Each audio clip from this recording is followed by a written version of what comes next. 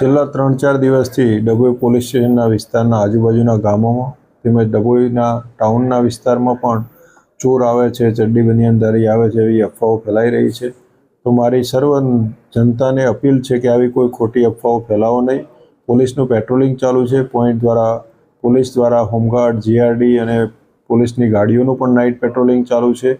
આવી કોઈ વસ્તુ હાલ ધ્યાને આવેલ નથી, એટલે જતા આવતા માણસોને કોઈએ રોકવા નહીં। કોઈ નોકરી ધંધાએ જતું હોય, કોઈ આવતું હોય એવા રાતના બનાવોમાં કોઈને રોકીને પૂછપરછ કરવી નહીં।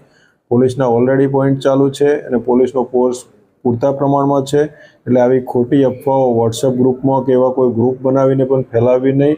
અને જો કોઈ પોલીસ કર્મચારીના ધ્યાને આવશે કે કોઈ ખોટી રીતે પબ્લિકના માણસો આવી રોકી અને કોઈને મારઝૂડ કરે છે કે એવું કોઈ ધ્યાને આવશે તો તેના વિરુદ્ધ સખતમાં સખત કાર્યવાહી કરવામાં આવશે। કોઈ પણ આવી વસ્તુ જણાય તો પોલીસનું ધ્યાન દોરો અને પોલીસને કંટ્રોલ રૂમના મારફતે અથવા પોલીસ સ્ટેશન મારફતે સંપર્ક કરવા સર્વ જનતાને અપીલ છે।